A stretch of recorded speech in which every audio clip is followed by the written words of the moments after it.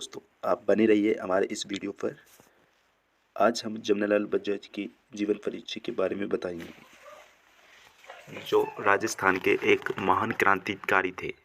जमनालाल बजाज, जिनको गांधी जी के पांचवें पुत्र के रूप में भी जाना जाता है। जमनालाल बजाज का जन्म 4 नवंबर 1899 को काशी के बाग सीकर में हुआ था। मृत्यु 11 फरवरी 1942 में हुई थी। जमनालाल बजाज की मृत्यु 11 फरवरी 1942 में हुई थी। इनको अन्य और भी नामों से जाना जाता है, जैसे कि राजस्थान का भामाशाह भी कहा जाता है, इनको गुलाम नंबर 4 भी कहा जाता है। गांधी जी के पांचवें पुत्र के रूप में भी इनको जाना जाता है। और इन्होंने 1920 में नागपुर अधिवेशन के समय इन्होंने भाग लिया था।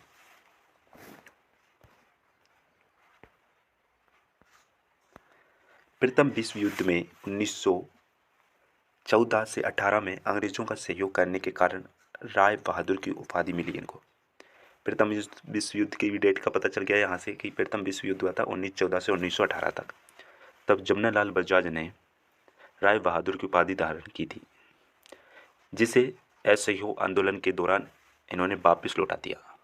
जब असहयोग आंदोलन हुआ तो इन्होंने हताश होकर उससे इस राय बहादुर की उपाधि को अंग्रेजों को वापस दे दी कि तुम्हारी उपाधि तुम ही रखो, हमें नहीं चाहिए ऐसी उपाधि। हिंदी को ये ईमान की भाषा कहते थे, ईमान की भाषा। चरखा संघ स्थापना 1925 में अजमेर में, फिर 1927 में जयपुर स्थानांतरित कर दिया। चरखा संघ तो इन्होंने को 1925 में अजमेर में, फिर 1927 में जयपुर में स्थापित कर दिया। 1938 में जयपुर प्रजामंडल का पुनर्गठन कर दिया। 1938 में इन्होंने जयपुर प्रजामंडल का पुनर्गठन किया। यह डेट इम्पोर्टेंट है कि जयपुर प्रजामंडल का पुनर्गठन का हुआ 1938 में। ये एग्जामों में अक्सर पूछी जाने वाली डेट है। सीकर प्रजामंडल की भी स्थापना की इन्होंने ही। जमनालाल बजाज ने सीकर प्रजामंडल की स्थापना की। 1921 में सत्याग्रह आश्रम की स्थापना की इन्होंने। वर्धा गुजरात में 1921 में सत्याग्रह आश्रम की स्थापना की। कौन से आश्रम की? सत्याग्रह। 1921 में जमनालाल बजाज ने सत्याग्रह आश्रम की स्थापना की वर्धा गुजरात में। दांडी यात्रा समय 2 वर्ष नासिक सेंट्रल जेल में रहे। जब दांडी यात्रा हुई थी ना, उसके कारण ये 2 वर्ष नासिक सेंट्रल जेल में रहे। मृत्यु 11 फरवरी 1942 में हुई। इनको स्वर्गवास 11 फरवरी 1942 में हुआ। 11 फरवरी 1942। 1921 में ऑल इंडिया तिलक फंड में बजाज जी ने 1 लाख रुपये दिए। 1921 में इन्होंने ऑल इंडिया तिलक फंड में इन्होंने 1 लाख रुपये दिए थे जमनालाल बजाज जी ने।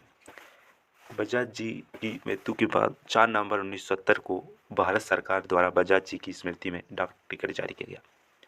तो जब जमनालाल बजाज जी की स्मृति में डाक टिकट कब जारी हुआ?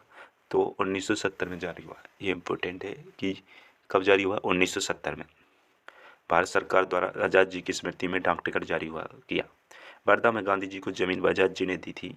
वर्धा में गांधी जी को जमीन बजाज जी ने ही दी थी। इनकी पत्नी का नाम था जानकी देवी बजाज था, जिनको पद्म विभूषण प्राप्त था। राजस्थान की ये पहली महिला थी जिनको पद्म विभूषण दिया गया 1956 में। जानकी देवी बजाज को, ये इनकी पत्नी ही थी। जानकी देवी विनोबा भावे भूदान आंदोलन के साथ भी थी। जानकी देवी जब विनोबा भावे का भूदान आंदोलन हुआ तब भी ये साथ ही थी। आपको ये जमनालाल बजाज जी का, जो हमारे राजस्थान के एक महान क्रांतिकारी भी हैं, इनका जीवन परिचय कैसा लगा कमेंट बॉक्स में बताएं। और इस चैनल को सब्सक्राइब कर लें, जिससे कि आपको इसी प्रकार की हमारी ये अभी 360 डे की ये सीरीज में ये राजस्थान का इतिहास चल रहा है। इसके कंप्लीट होने के बाद हम रोज़ एक क्रांतिकारी के बारे में बताएंगे। ये क्रांतिकारी खत्म होने के बाद हम फिर दूसरा टॉपिक चालू करेंगे। राजस्थान के इतिहास के बारे में हम एक एक पॉइंट बताएंगे। ये रोज़ वीडियो डलेगा राजस्थान के इतिहास के बारे में। फिर इसी प्रकार से हम सारी सब्जेक्टों को कंप्लीट कर लेंगे। तो आपका दिल से धन्यवाद। अगर आपने सब्सक्राइब कर लिया हो तो थैंक यू।